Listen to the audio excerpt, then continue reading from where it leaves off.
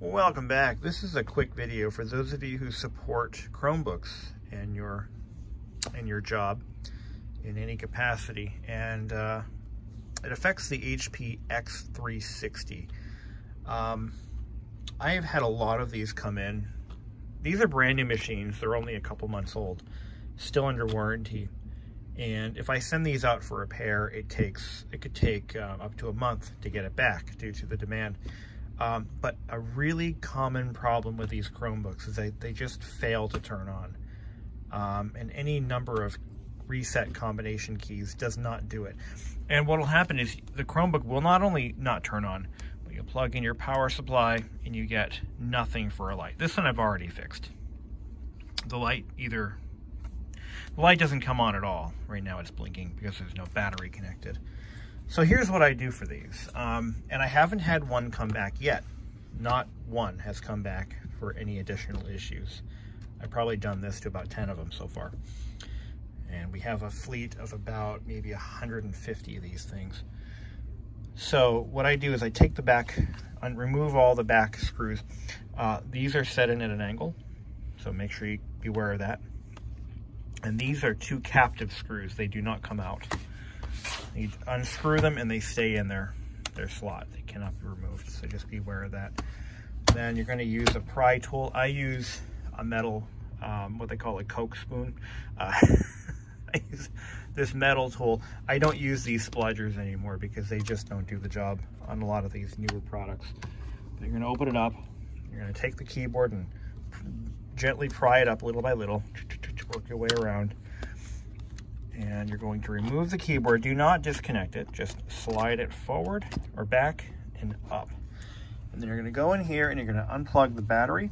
And you're going to unplug, of course, the power. Make sure there's no power going to the machine.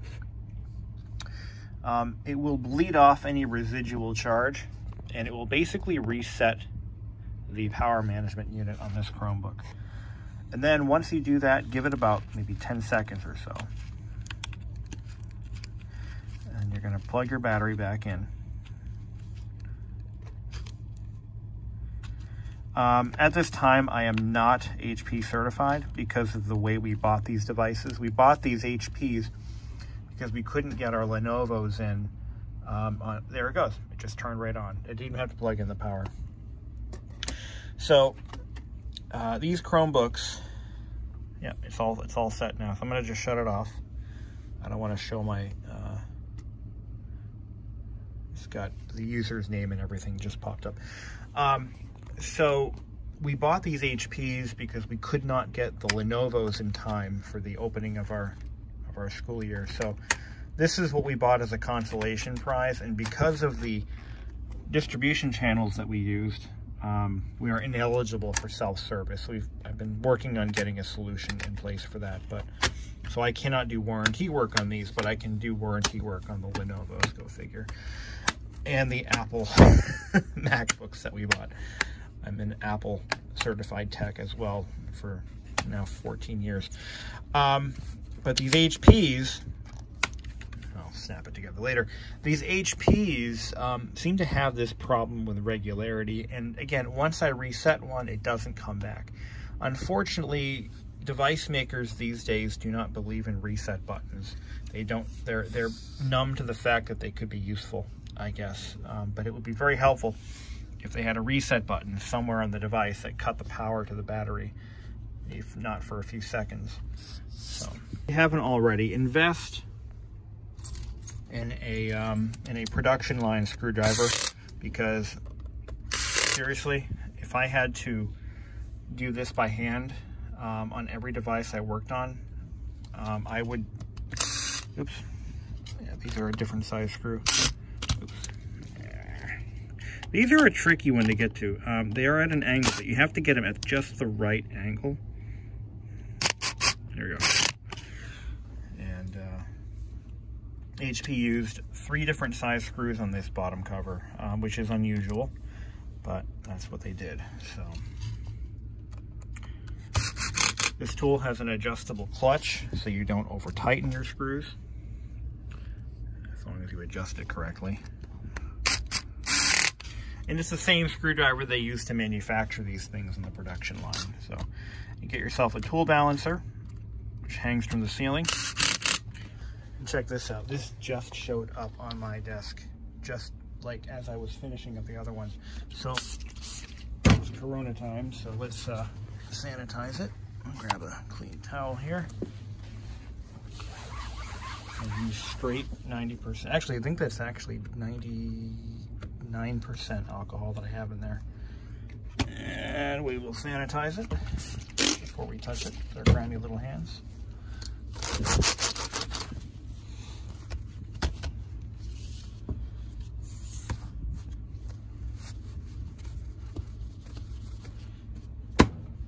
Just in case. Okay.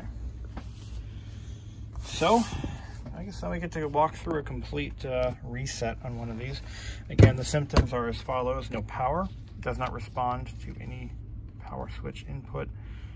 Plug in the power cable. You get nothing. No lights. No lights. Nobody home. So we take our screwdriver and we will pull her apart. Sorry, I don't have a tripod here.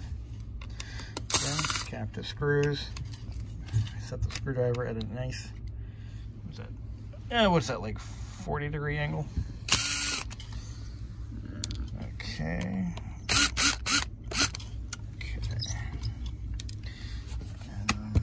Get to show you guys how to pry one of these apart without causing any damage.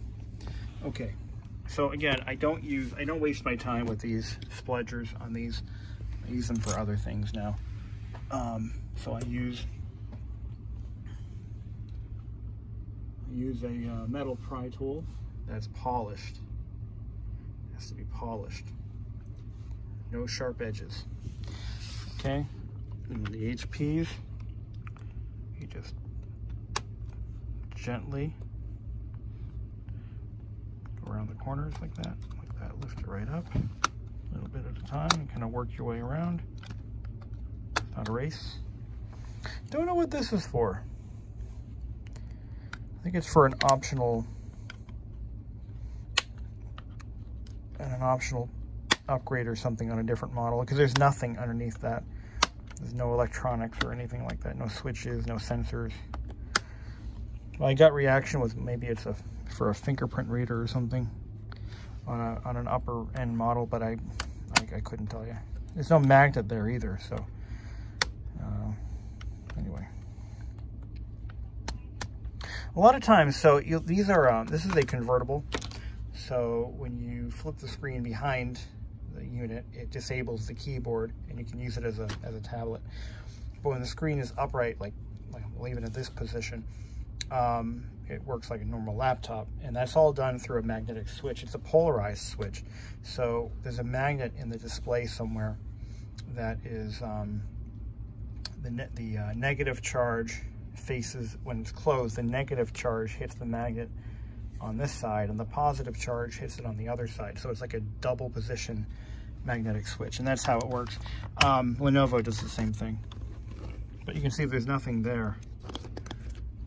Nothing underneath here where that goes. Okay, so we're gonna find our, you can actually tell where the magnet is, by the way, and that'll give you an idea as to where the switch is located. Just take a metal tool and kind of skate it across. Usually they're right around here. I found it.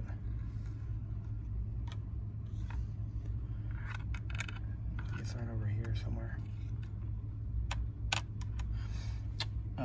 Well, where could it be? Because it's not where it is. Make a liar out of me. Because it uses that same reed switch to determine, oh, there it is. There's our magnet, which means that our magnetic switch is right about in this region here. Okay. I had a situation where a Lenovo would not sleep. It would not sleep at all. And it was stuck in tablet mode, I believe. Turns out the magnets, oh no, when it was in tablet mode, it would not switch to tablet mode on the keyboard, so it wouldn't disable the keyboard. Now you might find that, yeah, there it goes. See that little light right there? When that stops blinking, so we pull the battery, and there's, oh, there it goes. So once we pull the battery, it starts to discharge. There's still a residual charge in there somewhere. And that's what it does. Or something to that effect. Maybe, or maybe not. Maybe it's because I had this connector halfway in. Could be that too. But I surmise that there is a like a memory capacitor in there somewhere, and it's discharging it.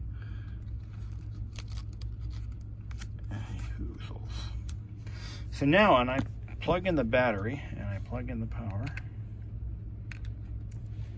it should come right back to life. There it goes. Battery charge indicator is on. So I tried to find a pattern with this failure, and I'm gonna put the camera so you can see it's on. I don't want to show the username. So the battery is not dead. So the battery never discharged. I'm gonna shut it down. Battery was not, so my initial reaction was that maybe it is an issue where the battery is completely discharged, and some Chromebooks, some devices don't like that. It does not seem to be the case here. The issue is just a typical day in the office for a power management chip. There may be another way to reset these, and I don't know, I can't seem to find any other way to do it. So if anybody has any ideas, there's a key combination that works on HPs to do the same thing I just did. That would be very helpful. I've tried looking, I couldn't find anything. And as somebody who's not HP certified yet, I can't access their proprietary information. So I'm sure there's a way. I can't imagine how many of these units get sent to HP for that one problem. I'm sure there's quite a few. So I'll do a quick tour of my setup here. So this is my Chromebook inventory. This is all new and recycled parts for every make and model that I service, in addition to some other shop stuff. I've got an HP service kit right there. But I've got all the screens. I actually recycle the LCD screens. Now this is something cool if you service Chromebooks as part of your job. The N116 BGE displays. These things are about $30 a piece, and they fit every 12-inch non-touch Chromebook ever made, it seems. From all the big manufacturers, HP, Acer, Lenovo, and they fit every 12-inch model that I've come across, except for the Asus Chromebooks. They do not use those because they actually have an integral touch interface, digitizer, sorry. They have an integrated digitizer on those, so it uses a different connector. The non-touch 12-inch Chromebooks all use these, and these are all recycled from scrap machines, and these are the brand new ones. So whenever I have a Chromebook fail that does not belong to the organization, and they are paying for the repairs out of pocket, I sell them a brand new one. But all the ones that we own internally, they get the used displays because it's just more cost effective that way. But thank God they all use the same display, regardless of make and model in some cases. So a couple of models that I'm aware use that display. The the Acer, what were those things called? I keep getting the models confused. But the old Acer, tip of my tongue here, not the CB5311s, those were 13-inch displays, but the 740s, yes, the C720, 740s, that's two models, C720 and 740. They all use that display. This HP right here uses that display. Oh, I think I have somebody coming in here. No, maybe not. The Lenovo N21, N22, N23, 100E, all use that display. Let's see, what other models have I used those in? It's quite a few. So they all use that exact same part. So I don't have to stock 1,100 different kinds of screens here. So that's very helpful.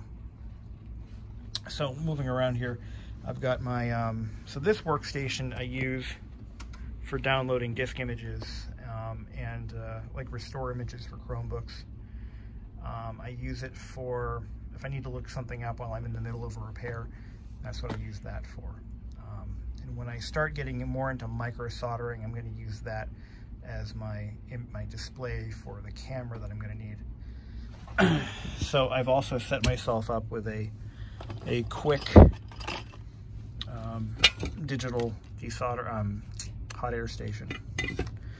I've used that for a couple of repairs so far. It's very nice, very handy to use.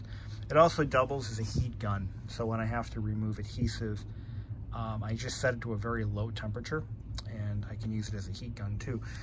This is an old Fluke multimeter. I use this all the time to verify power at certain points on logic boards. I don't do logic board repair. We haven't invested in that yet. That would be a significant investment to get into that sort of thing. It's just not cost effective. I'm one guy for the entire organization. I don't have time to sit here and dick around with motherboards all day. So we don't do that here, or I don't do that here. But I do have some equipment for basic soldering repairs.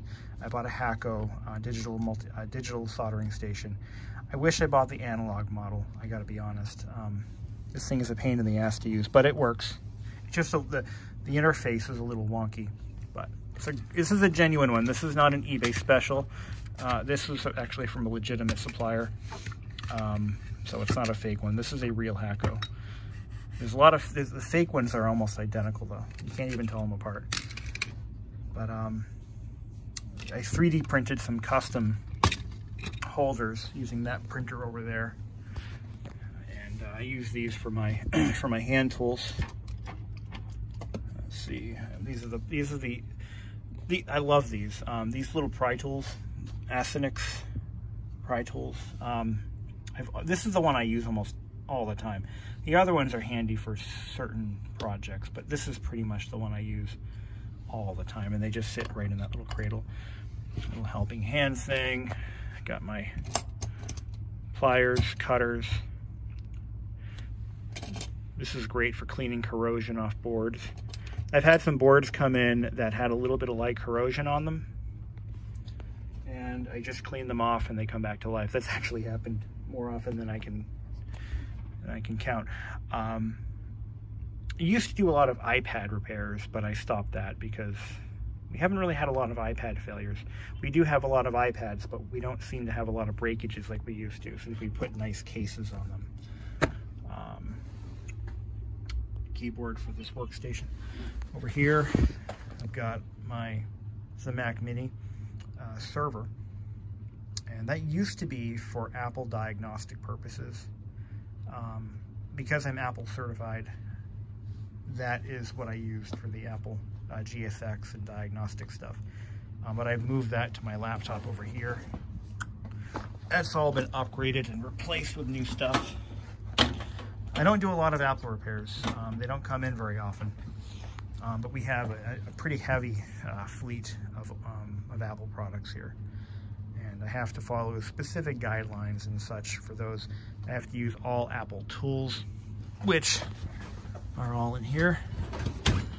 Calibrating trackpads is something I never thought would ever be a thing, but I've got a weight set, templates, torque screwdriver, torque screwdrivers. So these are preset for certain torque ratings, for heat sinks and such. We've got all different kinds of specialized screwdrivers and adhesive strips for the iMacs and the suction cups. And this, I got a temperature probe, a USB temperature probe that I'm supposed to have. And this is for the new LCI indicators, liquid contact indicators. Cut resistant gloves, keycap kits. It's a fun job. That desk is used for interacting with people as they come into the office who need help. I interact with them over there rather than over here because I don't want them in my space. But right now, this become kind of a catch-all. We're in COVID mode, so this office is now locked all the time. Nobody can come in here. This is that wall-mounted system that I designed and built. That runs 24/7. It actually runs our exterior. It displays our exterior security cameras on that display right there, so we can see if anybody's outside the building and where they are. Chemical storage. This is just a nice repurposed towel bar that I bought, and it just holds all my my chemicals, my ESD mat cleaner, Windex, alcohol, and a can of dust, can of air compressor down there for heavy cleaning jobs. I've had that air compressor for a long time, and doesn't get much use these days. I pretty much just use this, but yep, nice, organized. This was organized, but every keyboard for every Chromebook that we ever have in the organization, that is for spare keys. So as I pull scrap keyboards off machines that can't be fixed, they go in there and they become a spare key donor. So I have them sorted by model. I've got to go back and resort those. They've kind of gotten a little out of hand. Place is kind of a mess, actually. I'm not proud of that. But a lot of machines come through this office, a lot of equipment. And so it's kind of hard to keep things perfectly organized. But sometimes I'll take some time when there's a lull. But we haven't really had that this year. We haven't really had a lull, so I can't just start reorganizing everything. But anyway, so I figured I'd show you guys my setup here. This is for all the different types of screws I use, various applications. That is a little bit unsorted. I never really fully sorted that out. I actually need another one of these. I'm going to put it probably down here and do a better job of that. Key box, bulletin board. So anyway, oh yeah, there's another one right there. Yeah, that hasn't been updated. I still have parts in there for CB5s. We've gotten rid of those a long time ago. So this one's now fixed. Didn't cost us a dime. And yeah, that's all in a day's work. Alrighty. But it does blow my mind how so many of these parts are just pretty much identical from one model to the next, and they could have saved a lot of money not only in tooling but inventory and just reducing waste by using the same shells for certain models. And I just don't understand the logic behind this waste. I mean, the keyboards between the N21, 22, 23 are pretty much identical, but they are not interchangeable. Same keyboard, same switch mechanism, same plastic, same everything, but they are not interchangeable. They could have been, but at least it's my non-engineer opinion. But what else do we have? The 100E, 300E, and 500E are pretty much the same shell, but they're different enough to be not intercompatible either. The 300E and the 500E are both touchscreen models. And like, what a mess. Like, why do all that? Why do that? You know, why create all this waste? Ridiculous. Anyway, so now I have to stock so many parts. So I just took apart this, say, Samsung XE501C. 501C. This is one that just randomly showed up. It's not one that we typically have on hand, but I pulled the screen out to confirm what I suspected to be the obvious, and that it does in fact use the same screen as everything else. This is an AU Optronics B116XT NO2.3, which is identical physically anyway to the Innolux N116BGE EA2. and it uses the exact same connector. These are pretty much all interchangeable displays. They're just, these are nice to have on hand because they're good displays, they work, and if you have a user destroy a screen, I just salvaged all of these from Acer's, Samsung, a bunch of Lenovo's, and they are all good working spares. And these are the brand new ones that I bought for sale. So when we sell a screen to somebody, that's what they get. But what I'm probably gonna do is I'm gonna lower the price that we charge our users for devices that they own. Because I service the devices that they bring into me, which are all the same. We sell them. We act as like both the sales and service side of things. So I might offer to sell these off at about $15 a piece rather than $30. Because I charge, we don't make money on parts or labor. It's a wash. So we don't make any money on the service end of things. It's a service that we provide to our users. And we don't, the rule is we are not to make any money on this. So in effect, we're just recouping our costs. But my point is we could sell those at half price, and the money goes back into the cost of tools and equipment and supplies. That's pretty much how that works out. Anyway,